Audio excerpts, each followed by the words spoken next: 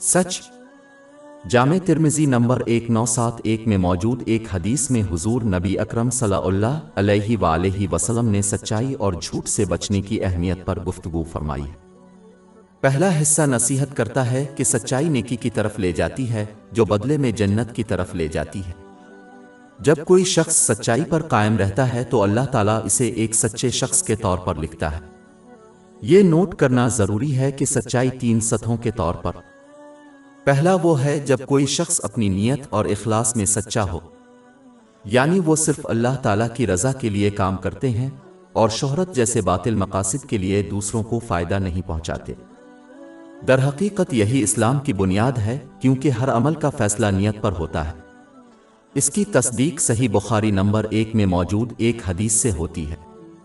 किसी के इखलास की दलील यह है कि वो दूसरों के शुक्रगुजारी की ख्वाहिश और उम्मीद न रखे। अगली सतह वो है जब कोई अपने अल्फाज के जरिए सच्चा हो। हकीकत में इसका मतलब है कि वो हर किस्म के ज़बानी गुनाहों से बचते हैं, न कि सिर्फ झूठ। जैसा कि दूसरे ज़बानी गुनाहों में मुलव्वस होने वाला हकीकी सच्चा नहीं हो सकता। इसके हुसूल का एक बेहतरीन तरीका जामे तिर्मिज़ी नंबर 2317 में मौजूद हदीस पर अमल करना है, जिसमें यह नसीहत की गई है कि इंसान अपने इस्लाम को इसी सूरत में बेहतरीन बना सकता है जब वो उन चीज़ों में मुलव्वस होने से गुरेज करे जिनसे इसका कोई ताल्लुक नहीं। ज़बानी गुनाहों की कसरत इसलिए होती है कि मुसलमान किसी ऐसी बात पर बहस करता है जिससे उन्हें कोई सरोकार नहीं होता। इसमें फजूल बातों से परहेज करना भी शामिल है, क्योंकि ये अक्सर गुनाह की बात का बाइस बनता है और किसी के कीमती वक्त का ज़िया है, जो क़यामत के दिन उनके लिए नदामत का बाइस होगा। सच्चाई के इस दर्जे को कोई अच्छा कहकर खामोश रहने से इख्तियार कर सकता है। आखिरी मरहला अमाल में सच्चाई है। ये अल्लाह सुब्हाना व तआला की मुखलिसाना इताअत, इसके अहकाम की तामील, इसकी ममानतों से इज्तिनाब और रसूल अल्लाह सल्लल्लाहु अलैहि वसल्लम की रवायात के मुताबिक तकदीर पर सब्र करने से हासिल होता है, बग़ैर खुशामद उठाने या गलत तशरीह के। इस्लाम की तालीमात जो किसी की ख्वाहिशात के मुताबिक हों, उन्हें तमाम अमाल में अल्लाह ताला की तरफ से मुकर्रर करदा दर्जाबंदी और तरजीही तरतीब की पाबंदी करनी चाहिए।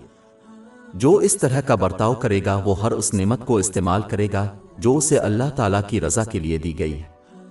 सच्चाई के इन दर्जात के बरक्स यानी झूठ बोलने का नतीजा ज़ेर बहस मरकज़ी हदीस के मुताबिक यह है कि यह मसीयत का बाइस बनता है, जिसके नतीजे में जहन्नम की आग लग जाती है।